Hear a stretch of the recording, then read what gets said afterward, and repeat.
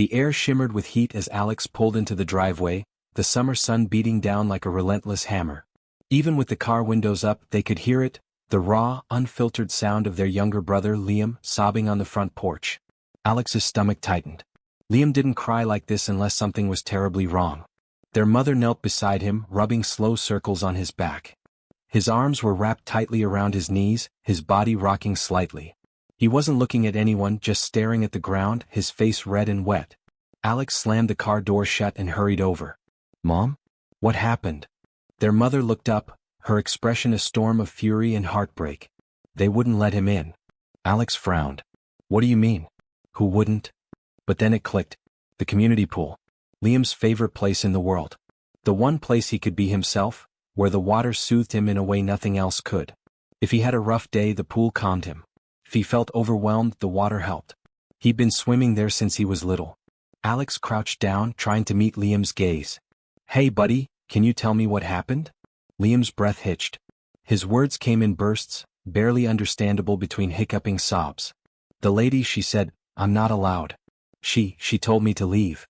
Alex felt their blood turn to ice. "Who?" Their mother exhaled sharply. Karen. The HOA president. The self-appointed queen of the neighborhood. The woman who treated every rule in the handbook as if it were scripture she personally chiseled into stone. Alex's hands curled into fists. Did she say why? She called him disruptive. Their mother spat, shaking her head. She said he was making other people uncomfortable. Alex could feel their pulse hammering in their ears. That's complete. Liam flinched at the sudden sharpness in their voice, and Alex swallowed their anger. They softened their tone. "It's okay, Liam. We're gonna fix this." Liam sniffled but didn't respond. Their mother sighed. "I tried, Alex. I argued with her.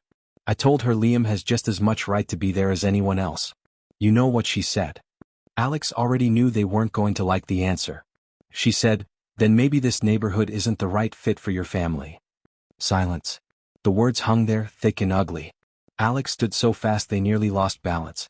"I'm going to talk to her." Their mother caught their wrist. "Alex, wait. You know how she is. She won't listen." Alex pulled free. "She'll listen to me." The walk to the clubhouse felt like marching into battle. The summer heat was suffocating, but Alex barely noticed. They were too busy playing out every possible version of the upcoming confrontation in their head. Inside, the clubhouse was an oasis of cold air conditioning and soulless decor. A few HOA board members were milling about, sipping iced tea, acting like they owned the world. And there, at the center of it all, sat Karen. Perfectly put together as always in her crisp white blouse and beige slacks, she radiated smug authority. She looked up as Alex approached and smiled, an infuriatingly pleasant expression, the kind someone might wear before delivering bad news. "Alex," she said smoothly, setting down her glass. "What can I do for you?" Alex didn't waste time. "You need to reverse whatever ridiculous rule you just made up and let my brother back into the pool." Karen let out a breathy little laugh. "I didn't make anything up. The board voted on new regulations last month." "You mean you voted?" Alex shot back. Karen didn't even pretend to be offended. "We had complaints, Alex. Several parents were concerned about disturbances." Alex could feel their teeth grinding together. "Liam isn't disturbing anyone. He doesn't yell, he doesn't splash people, he flaps his hands," Karen interrupted. "He makes noises. He stims. And some people, especially parents with young children, find that alarming." Alex stared at her, barely able to believe what they were hearing. "Alarming?" Karen tilted her head. "I understand that you and your family have certain challenges. But we have to consider the comfort of all our residents." There it was. The passive-aggressive dagger to the ribs. Alex leaned forward, voice low. "Say what you really mean, Karen." Karen's smile didn't waver. "This neighborhood has standards, Alex. Perhaps your family would be happier somewhere, more accommodating." For a moment Alex saw red. They wanted to knock that smug look off her face, wanted to tell her exactly where she could shove her standards. But deep down they knew that would be playing right into her hands. She wanted them to snap. She wanted a reason to call security to make them look like the problem. So instead Alex straightened, forced a slow breath and smiled. "Thanks for your time, Karen." Karen's smile faltered just slightly, her eyes narrowing in suspicion. "Of course." Alex turned and walked out of the clubhouse, their heart pounding, their mind racing. A direct fight wouldn't work. Karen had too much control, too much power. If they wanted justice, they'd need to be smarter. Karen thought she was untouchable. She was about to find out just how wrong she was. Alex spent the rest of the evening pacing their room, replaying every second of that conversation with Karen. Every smug word, every condescending smile. It wasn't just anger anymore, it was something sharper, something that burned deeper. Karen thought she was invincible. She thought she could push people like Liam aside, strip them of their rights, and never face a single consequence. She was wrong. Alex wasn't about to argue with her anymore. They were going to dismantle her power piece by piece. They opened their laptop and started researching. The HOA wasn't just some neighborhood club, it was a business, one that operated on rules, bylaws, and most importantly, money. If Alex could find a weak point, something Karen relied on to keep her grip on the community, they could use it against her. 3 hours and a dozen legal documents later, they found it. The Clubhouse. The very place Karen held her meetings, hosted her pretentious brunches, and lorded over everyone like a queen on her throne. It wasn't just a perk of the neighborhood, it was funded entirely by homeowner dues. And more importantly, it was technically communal property. Which meant if enough residents agreed, the clubhouse could be repurposed. The idea hit Alex like a lightning strike. What if they turned it into something better? Something Karen couldn't control, something that served the very people she tried to exclude? A special needs center. A place for kids like Liam, for families who felt unwelcome, for the people Karen had spent years ignoring. It was perfect. But Karen wouldn't go down without a fight. Alex needed allies. The next morning they started making calls. It wasn't hard to find people who hated the HOA. Karen had spent years terrorizing the community with her iron-fisted rule. The family she fined for having the wrong shade of garden gnome. The single mom she harassed for putting up holiday decorations too early. The elderly man she threatened with legal action over a wheelchair ramp. Every conversation followed the same pattern. Wait, she did what to your brother? Then came the outrage. The shared stories. The growing realization that everyone had been suffering in silence, too afraid to challenge Karen alone. By the end of the week, Alex had built a network. A quiet rebellion. They created a private Facebook group, a digital war room where neighbors could share their grievances. Within days, it had over 100 members, each one more furious than the last. And then the real bombshell dropped. Someone, an ex-board member who had resigned in disgust, sent Alex a file. A series of financial statements. Karen had been overcharging HOA fees for years. Redirecting money to maintenance costs that didn't exist. Funding renovations for her own house under the guise of community improvements. Alex stared at the numbers, pulse pounding. This wasn't just HOA overreach. This was fraud. They wasted no time. Screenshots were uploaded. Spreadsheets were dissected. The Facebook group exploded with rage. People who had hesitated before were now all in. Karen must have caught wind of the unrest because, by the end of the week, Alex received an email. A cease and desist letter. Defamation, it claimed. Unfounded accusations. Alex laughed. They weren't scared. Not anymore. They responded by posting it online, letting the whole community see Karen's desperate attempt to silence them. The reaction was immediate. She's panicking, one neighbor commented. She should be, another replied. Then came the best discovery of all. Buried in the HOA bylaws was a clause Karen must have hoped no one would ever find. If a majority of homeowners voted in favor, the clubhouse could be repurposed. It wasn't just an idea anymore. It was a real, tangible possibility. And Karen? She had no idea what was coming. The HOA meeting was set for Saturday evening, and by then the entire neighborhood was buzzing. Karen had tried to downplay the backlash, dismissing the growing opposition as a few disgruntled residents. But Alex knew better. The tide had shifted. By the time they arrived at the clubhouse, the parking lot was packed. More people had shown up than anyone had expected. Families, elderly homeowners, young couples. Even people who had never attended a single HOA meeting before were there, whispering among themselves, eyes burning with anticipation. Karen stood at the front of the room, posture stiff, hands clasped tightly in front of her. She wasn't smiling. "Let's begin," she said, her voice sharp, clipped. The usual formalities were rushed through, her eyes darting toward the audience, scanning for threats. Then Alex raised a hand. "I'd like to bring a community motion to the floor." Karen barely concealed her annoyance. "That isn't how this works. We follow an agenda."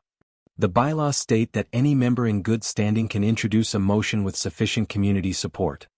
Alex held up a petition, thick with signatures. "This qualifies." A murmur rippled through the crowd. Karen's jaw tightened. She couldn't refuse without exposing herself. "What is this about?" she asked, already sounding exhausted. Alex stepped forward. "We're proposing that the clubhouse be repurposed into a special needs center, funded by the HOA, to serve families who require support, resources, and accessibility."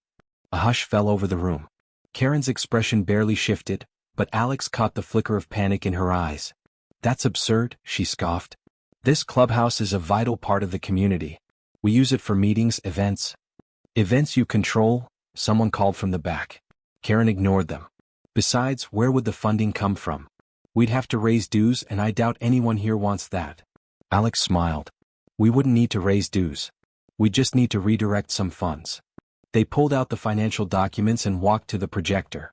A neighbor, already in on the plan, turned it on. Karen went rigid. The screen filled with records, misallocated HOA funds, inflated invoices, thousands of dollars disappearing into vague maintenance costs. The crowd erupted. "Is this real? She's been stealing from us? My dues went up last year. Where did that money go?" Karen's face paled. "This is completely taken out of context," she snapped, but her voice lacked its usual confidence. Alex didn't let up. "These numbers show a pattern. Money funneled into projects that don't exist. Renovations that were never completed.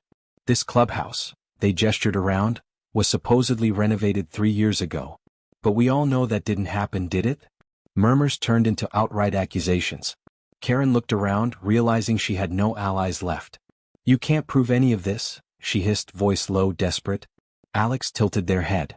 "Actually, we can." A neighbor stood up, holding his phone. "I used to be on the board.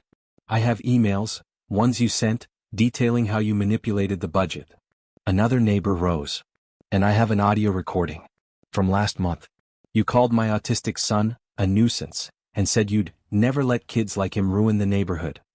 Gasps rippled through the room. Karen's lips parted slightly as if she had momentarily forgotten how to breathe. "This is ridiculous," she said, but now her voice trembled. Alex turned to the crowd. "We have the signatures. We have the evidence. Let's vote." Karen's head snapped up. "I won't allow it. You don't have a choice." One by one, hands started rising. Karen could only watch as, one after another, her neighbors chose to strip her of the power she had wielded for years. It was over. Karen's face was a mask of disbelief, her carefully built empire crumbling around her. 4 years she had ruled over this neighborhood with an iron grip, treating its residents like pawns, manipulating the rules to suit her own desires. And now, in the span of a single evening, it was all slipping away. Alex watched as the votes were counted, each raised hand another nail in the coffin of Karen's reign. The numbers weren't even close. An overwhelming majority had chosen to repurpose the clubhouse. The room buzzed with electricity, with long-held frustrations finally bubbling over into something tangible. Change. A neighbor in the front row turned to Karen. "Guess you're not as untouchable as you thought." Karen stiffened, her eyes darting across the room, searching for some last shred of control. This is illegal," she stammered. "You can't just." "Oh, we can," Alex cut in smoothly. "And we did." The moment stretched unbearably long. Karen's lips parted, then closed again. For the first time she had no snappy comeback, no veiled threats. The walls she had built around herself, the power she had so carefully hoarded, were gone. Then a voice rang out from the back. "You should step down, Karen." Karen whirled around, searching for the source, but more voices joined in. "You've stolen from us. You humiliated families. You made life miserable for everyone." It was a wave of fury, a reckoning years in the making. Karen opened her mouth, but no one was listening anymore. She wasn't the queen of the neighborhood. She was just a fraud, a bitter woman who had finally been unmasked. She took a step back. Then another. And then she turned and stormed out, the door slamming behind her. The silence that followed was deafening. Then a slow clap. Then another. And then the room erupted into cheers. Alex exhaled, their hands shaking slightly as the tension finally drained from their body. People were laughing, hugging, shaking hands. Some were already talking excitedly about plans for the new special needs center, throwing out ideas, offering resources. Then Alex felt a tug on their sleeve. "Liam." He looked up at them, wide-eyed, his hands twitching slightly in that way they did when he was nervous but happy. "Does this mean I can go swimming again?" Alex's throat tightened. They crouched down, placing a hand on his shoulder. "It means more than that, buddy. It means you belong here. just like everyone else. Liam blinked, then broke into the biggest smile Alex had ever seen. And in that moment it was all worth it. Every late night spent planning. Every argument. Every ounce of frustration and exhaustion. Because Liam would never again have to feel like he wasn't welcome. The community had spoken. And justice had been served.